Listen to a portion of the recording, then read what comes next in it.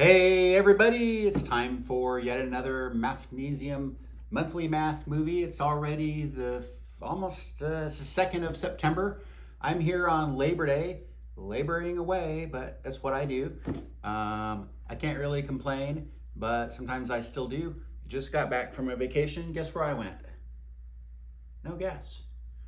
I went to Iceland. I went right there. Had a great time. It's summer in Iceland, which means it's cold and windy. Not a lot of ice. I gotta say I was a little disappointed with the whole Iceland thing.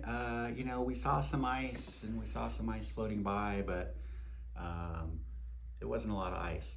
But I did get to see lava erupting out of the ground from a helicopter. That was totally awesome. I recommend that to everybody. Go to Iceland, it's super cool, and hopefully there's an eruption going on, but not a big eruption.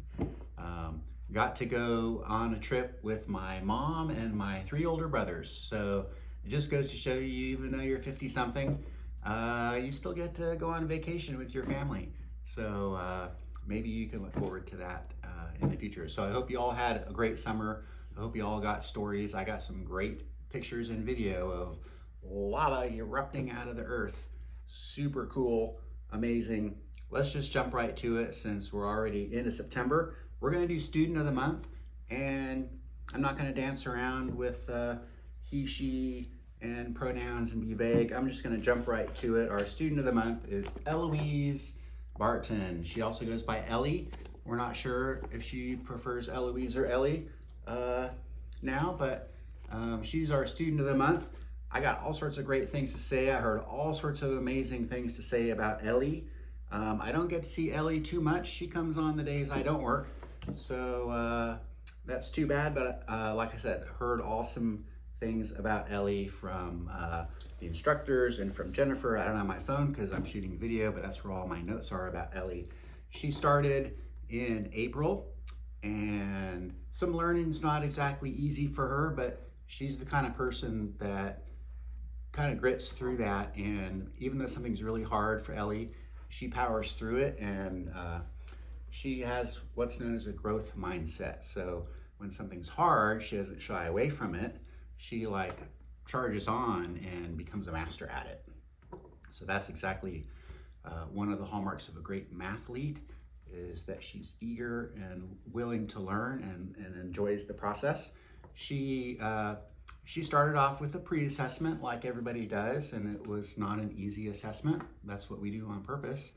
But then she did a post-assessment just 2 months later in July, got a 96%. So that's really hard to do, to get a 96% on any test, because everybody makes some mistakes, but she did great, and she's demonstrated that learning is fun, and she comes in with a great attitude every day, and her attendance is awesome. So tons of great things to say about Eloise, but she's our student of the month. She gets 25 punch card to spend in the reward cabinet however she likes. We're going to stick this up in the window for a couple years till we run out of space. She's going to get a certificate, and we have brand new set of yard signs. It's over there. Sorry, I'm not going to jump up and get it, but she's going to get all that stuff. So great job, Ellie. Woo, woo. High fives for Eloise next time I see her, because she's a student of the month.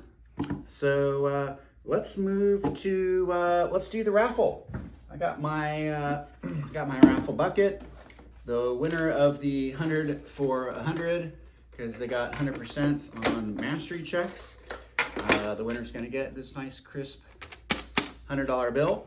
We're going to do second place is going to get 25 punch cards, and even a third place, because why not? It's fun. Going to get 10 punch cards. So we're going to dump all this in here.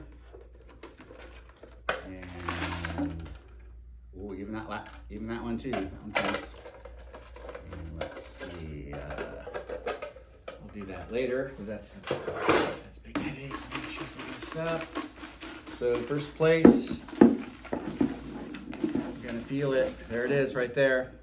First place is Suin Kim. Got the first place, gonna get the $100. Nice job with that.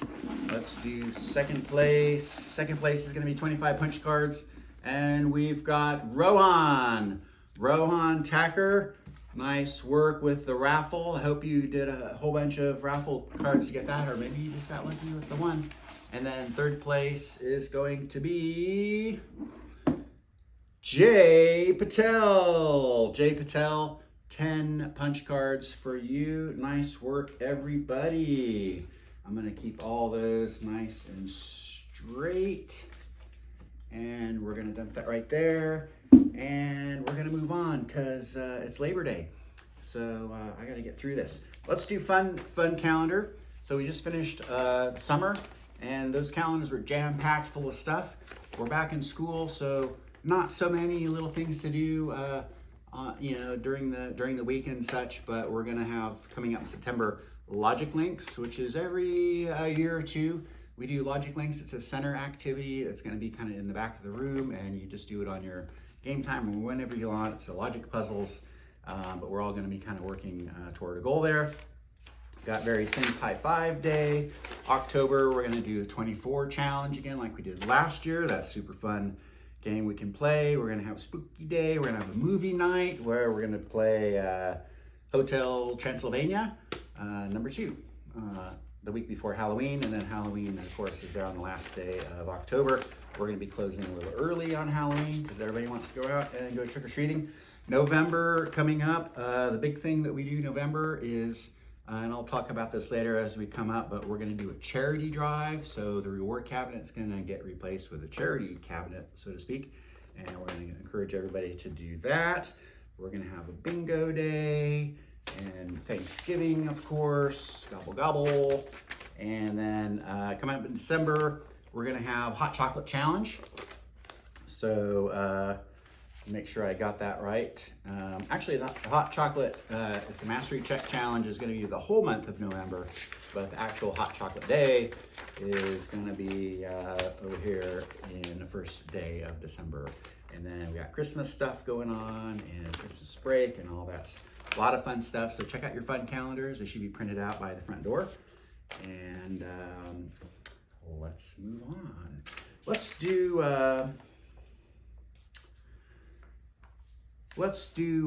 guessing jar.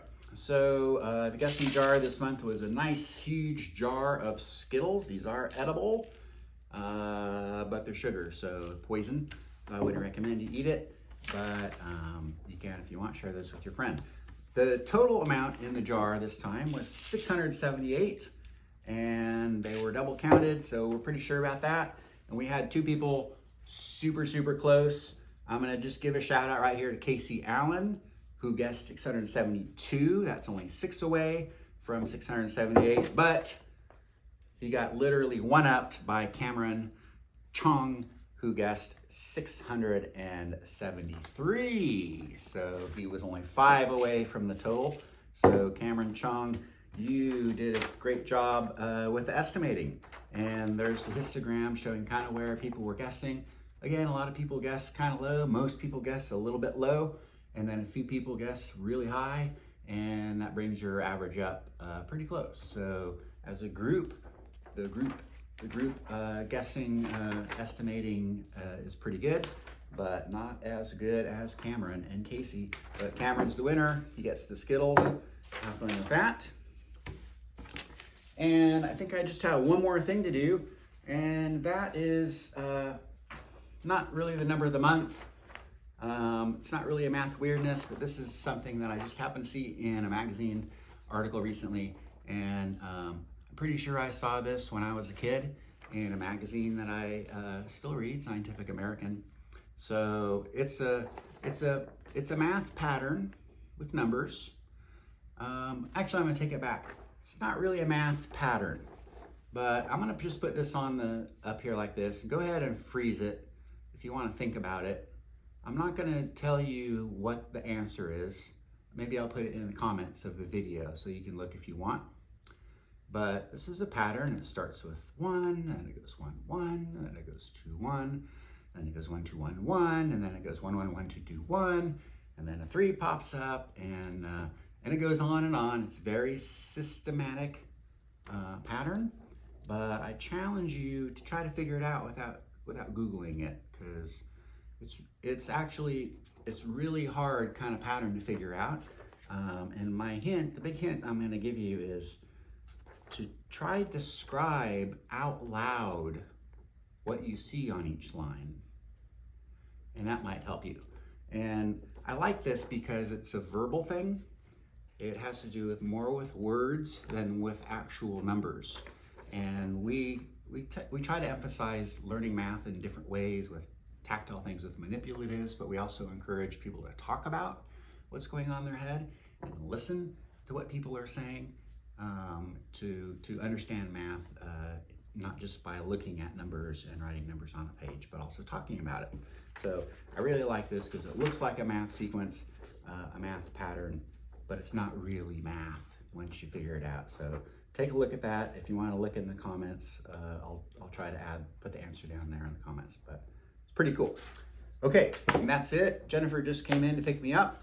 So I'm done laboring on Labor Day, but everybody have a great month at Mathnasium, and we will see you around. Bye-bye.